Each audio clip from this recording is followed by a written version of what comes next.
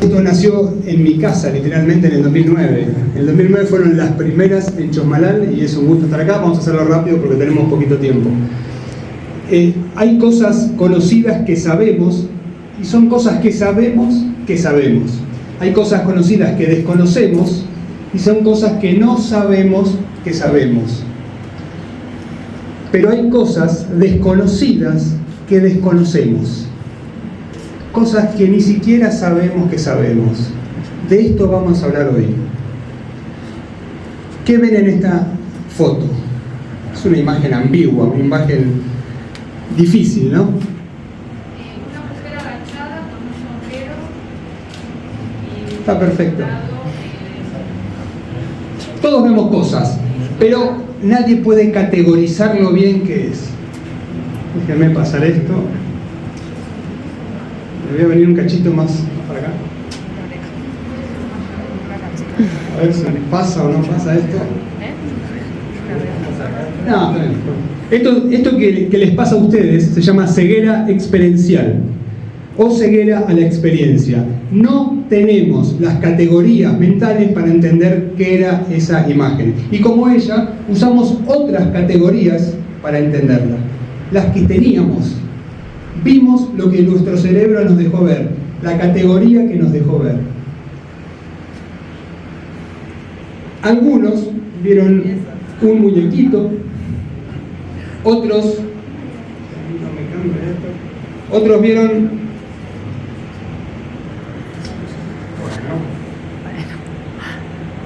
un patito, otros vieron un pompón, otros un caracol. Y lo que está haciendo el cerebro es encajar como ropa dentro de una valija a la fuerza, dentro de nuestras categorías. Esa valija son nuestras categorías y lo que sobra lo cortamos o no existe. Así funcionamos todos nosotros, todos tratamos de entender la realidad acorde a nuestra experiencia previa. Yo en un segundo ahora, esto es todo antes de empezar la clase, porque mis clases tienen advertencias. Esto, les voy a dar la categoría mental para entender esto. Es un segundo. Les voy a dar la cajita adecuada para que piensen esto como es. Lo que estamos viendo acá es una abeja. Y a partir de ahora, todos ustedes van a ver una abeja en esta imagen. Les acabo de crear la categoría mental para entenderlo. Ya tienen categorías. ¿Qué nos pasa con los factores de riesgo a los cardiólogos? No tenemos la categoría para entenderlo. Estamos metiendo ropa en una valija de prepo y estamos cortando lo que nos sobra. No tenemos categorías. Tenemos datos, miles de datos. Tenemos datos, moléculas, sustancias, pero no categorías. Vamos a ver qué cosas no aprendimos de las guerras. Soy Esteban Larronde, ya me conocen todos, no me voy a presentar más. Estos son mis conflictos de interés. No hay nada que pase más rápido que la diapositiva de los conflictos de intereses en las charlas.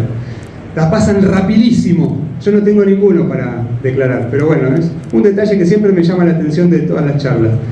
Realmente los cardiólogos somos un fracaso. Tenemos de cada 10 personas que se juntan, 7 tienen sobrepeso u obesidad. 7. De acá, si juntamos, no solamente con el peso, con el perímetro de cintura, los hombres tienen más de 102, las mujeres más de 88. 7 de cada 10 tienen sobrepeso o obesidad. 1 tiene desnutrición. Argentina, nos quedan 2 que van hacia el sobrepeso o la obesidad.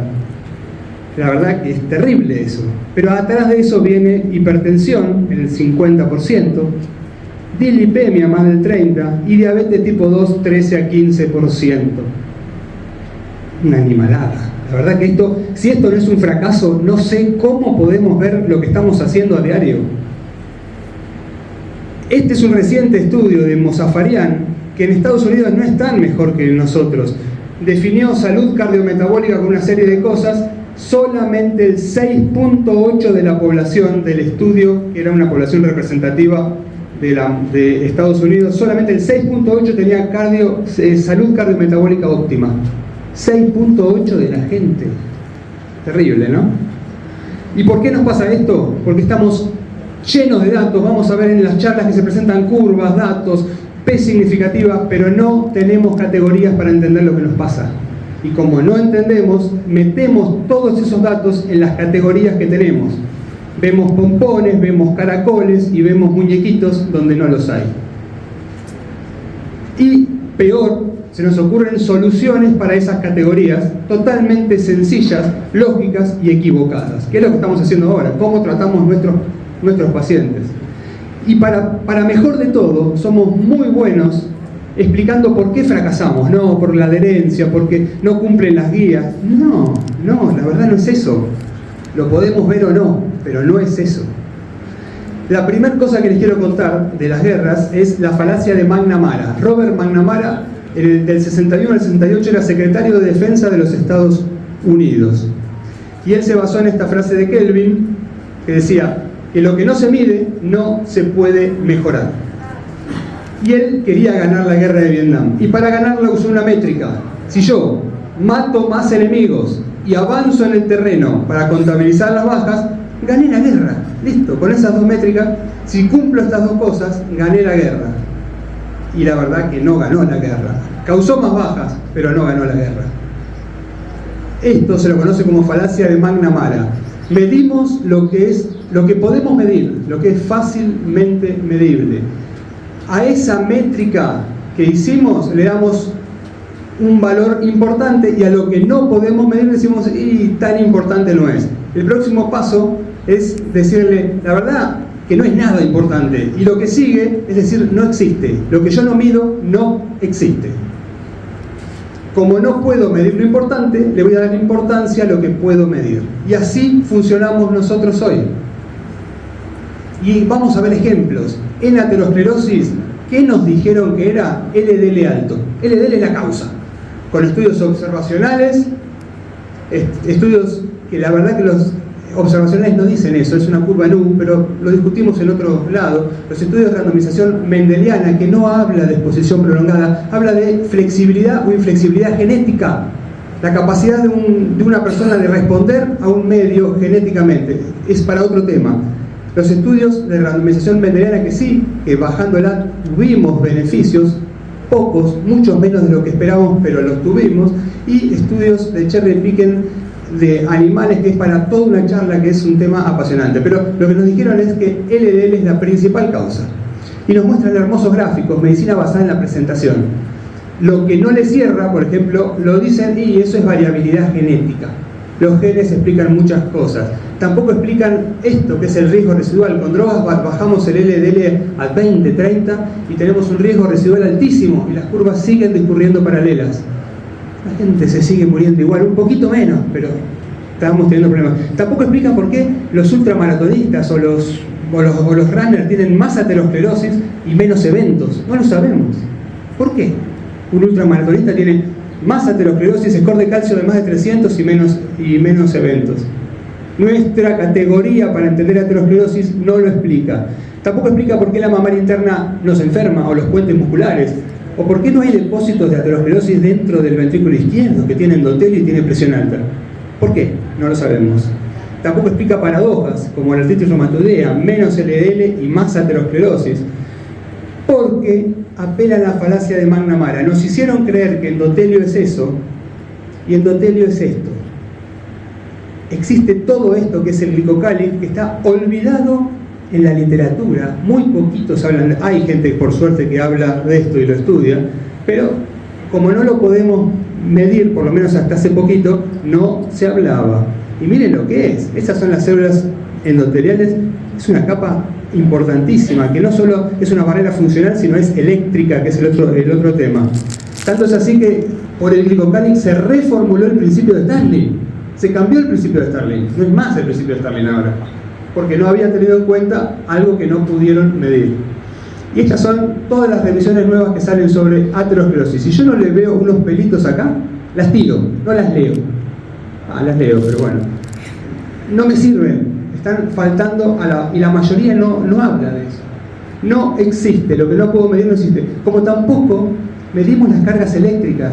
LDL, antes que se oxide y mucho antes que cambie ninguna forma que lo podamos medir, lo que sí cambia es la carga eléctrica, y está estudiado, recontra estudiado. L1 y es L1 hasta L5. L4 y L5 ya es aterogénico, pero es un LDL modificado por cargas eléctricas.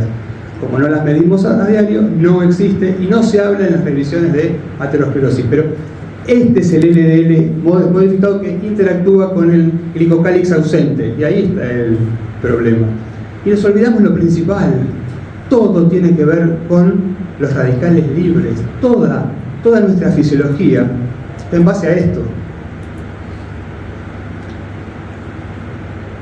Vamos a ver esto, miren, ¿qué tienen en común la diabetes, el tabaquismo, la obesidad, el sedentarismo, el estrés, las enfermedades autoinmunes, las infecciones crónicas y las agudas, la dislipemia, la hipertensión, la radiación, los tóxicos, la insuficiencia renal?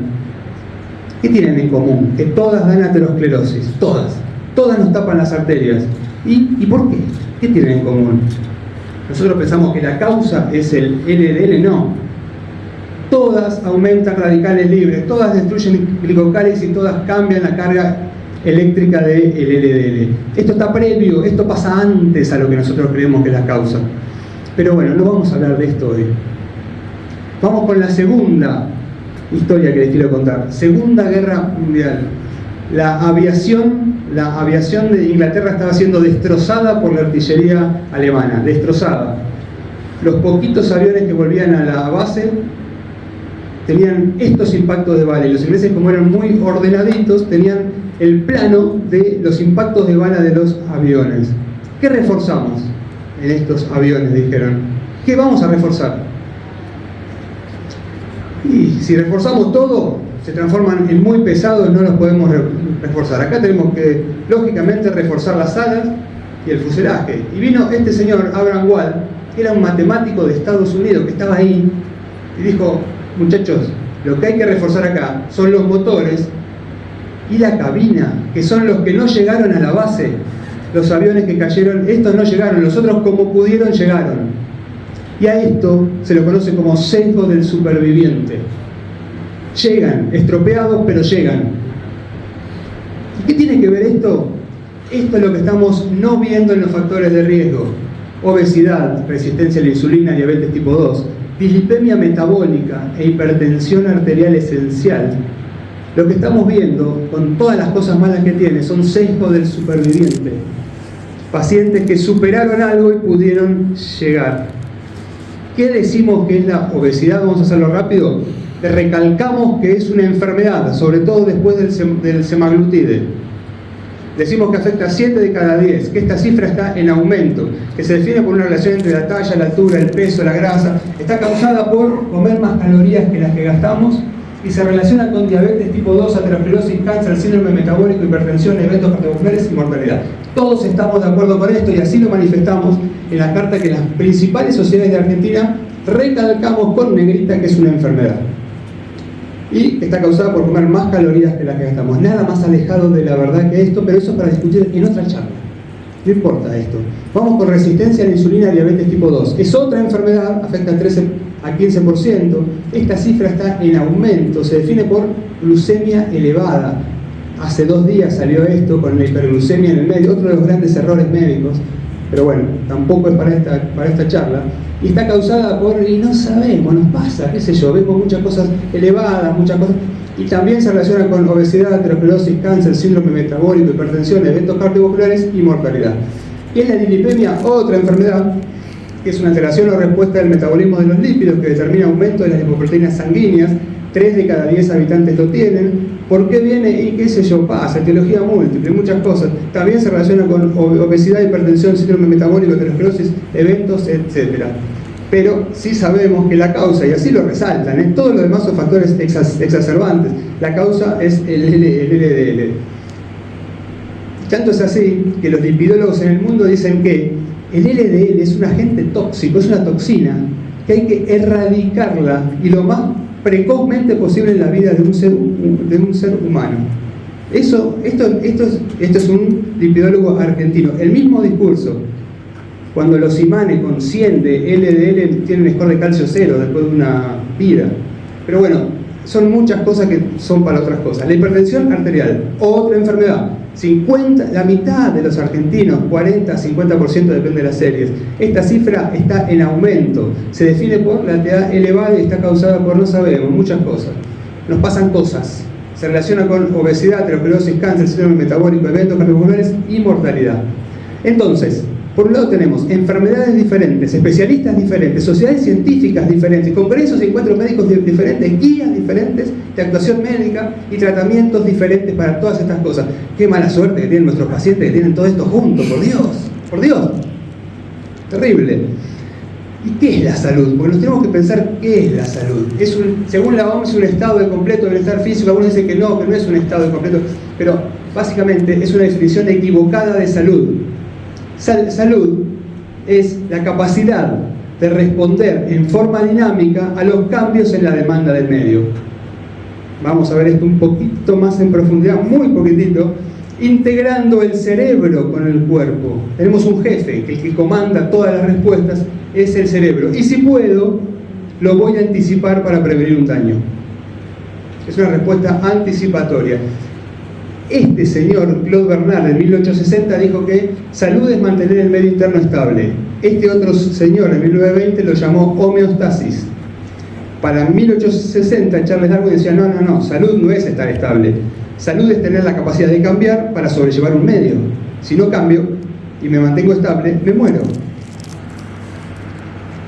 Este árbol no está enfermo. Este árbol está completamente sano. Lo que hizo fue sobrellevar fuertísimos vientos y sobrellevar un medio.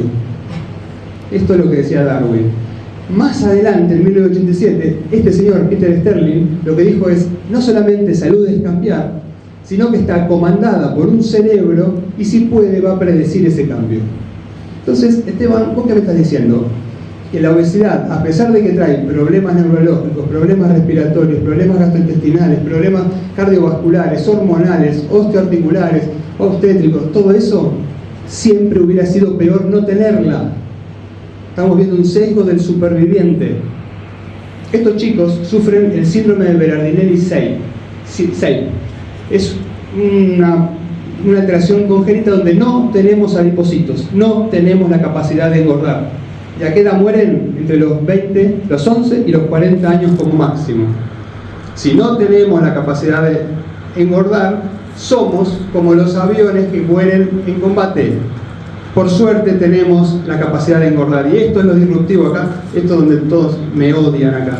Por suerte podemos engordar. Por suerte podemos volvernos resistentes a la insulina ante un estímulo del medio. Y por suerte podemos levantar la presión y levantar el LDL ante un estímulo del medio. Esto nos hizo estar a donde estamos hoy. Y esto les quiero contar, y ya termino, no es mucho más. Hipertensión es cuando se modifica una variable de nuestro cuerpo, y esa variable que se modifica, que la presión sube, nadie se va a alarmar si es ante el ejercicio, o ante el miedo, o ante el estrés. Esos números que suben, o ese peso que sube en otoño, o esa resistencia a la insulina fisiológica que ocurre en el embarazo, en el ayuno, eso se llama carga fisiológica, se llama así. Si el estresor, que es esta barra roja, persiste, vamos a pagar un precio. Sí, no es gratuito, nada es gratuito. Nuestro cuerpo va a pagar un precio que se conoce como carga alostática. Ya empezamos con los problemitas. Pero hubiera sido peor no tener esta modificación de las variables. Y si el estresor todavía sigue, que sería una catástrofe, creo que es lo que nos está pasando ahora, pagamos lo que se conoce como sobrecarga alostática, que para los cardiólogos es infarto, accidente cerebrovascular y muerte. Hipertensión es la capacidad de elevar la tensión para sobrellevar un estresor. Por ejemplo, en la actividad física, el estrés, el miedo, la angustia. Cuando lo bloqueamos, esta capacidad, tenemos efectos adversos como la hipotensión farmacológica. Está bien, ¿por qué? Porque de este punto para acá no nos queda otra que bajarla, porque si no bajamos el estresor tenemos que bajar las variables, no nos queda otra. Lo mejor es bajar el estresor, por supuesto. ¿Qué es la obesidad? Es la capacidad de acumular como reservas grasas excesos de sustratos oxidables para ser usados en épocas de escasez y que no circulen ante una sobreingesta. Si no tenemos esta capacidad, tenemos un síndrome que se llama síndrome de Berardinelli-Say y es mortal. La resistencia a la insulina es la capacidad de aumentar sustratos necesarios para el anabolismo en la adolescencia, en el embarazo, en la sobreingesta y en el ayuno. Por suerte tenemos eso porque nos permitió estar a donde estamos hoy. Y la dislipemia, que esto es lo más lindo, y no vamos a hablar de esto hoy, es la capacidad de elevar los lípidos sanguíneos o para transporte de los mismos, o, acá entra la falacia de McNamara, ¿saben que el LDL es uno de los mayores aceptores de radicales libres que hay? Uno de los mayores aceptores de radicales libres, neutralizadores de radicales libres que existe es el LDL. Tanto es así que la embarazada, en una época donde hay una duplicación o una multiplicación muy fuerte de un sistema nervioso central en un fruto dentro, duplica su valor de LDL. Lo duplica para esto, para prevenir daño, porque dijimos que la salud es que el sistema trata de prevenir también. ¿Y qué pasa? Cuando nace el bebé hay tanta reproducción de membranas, de todo, que nace con 20 de LDL. ¿Qué hace la naturaleza? ¿Es bueno que tenga 20 en ese momento? Y no, porque los radicales libres en esa etapa, cuando se está formando todo, serían terribles. ¿Saben por cuánto multiplica un lactante el LDL? Por 6 o por 7, se va de 20 a 160, valores normales y fisiológicos, le estoy diciendo. ¿Cómo? Porque la madre le da una leche cargada de grasa saturada. No es porque lo quiere matar. Cumple una función. Bueno, esto es cómo funciona un sistema. No estamos entendiendo la categoría. Tanto es así que está descrito que en las hipo-beta-lipoproteinemias hay múltiples abortos espontáneos. Entonces, lo que le propongo, y para terminar, es que dividamos los factores de riesgo en dos grandes grupos. Hipertensión secundaria. Obesidad, yo la llamo secundaria. Dislipemia heredofamiliar, donde hay un gen alterado. Y diabetes tipo 1, por ejemplo, son los factores de riesgo con daño. Partimos de un daño en el individuo y van hacia más daño.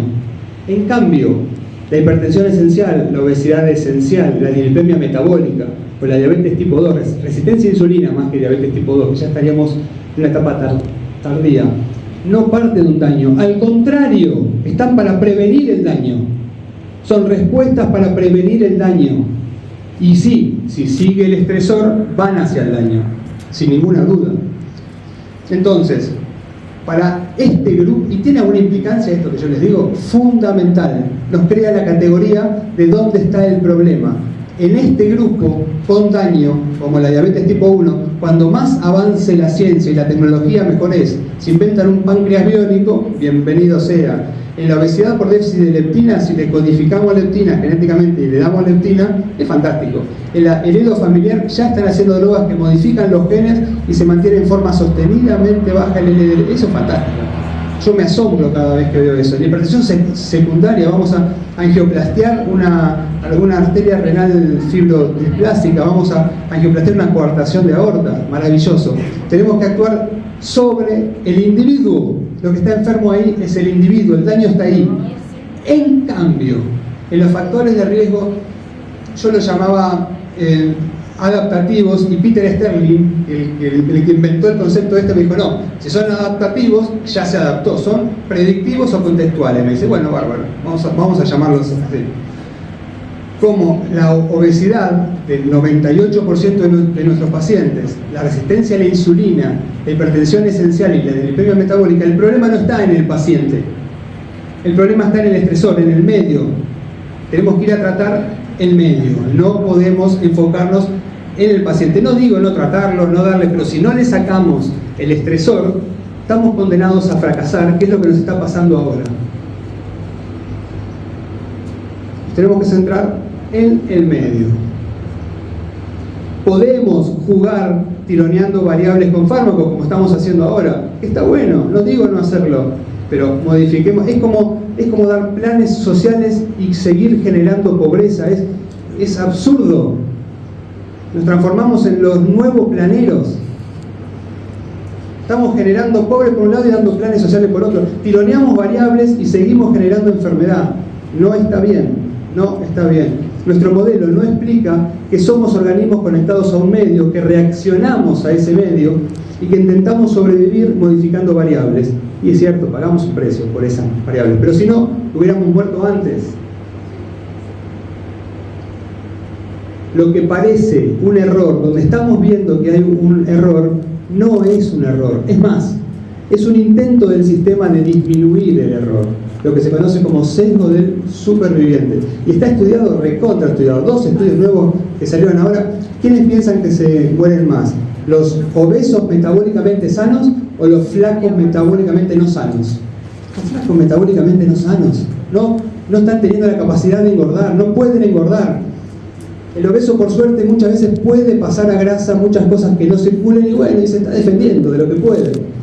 Después discutimos qué es lo que nos está haciendo engordar, que es para otra clase más.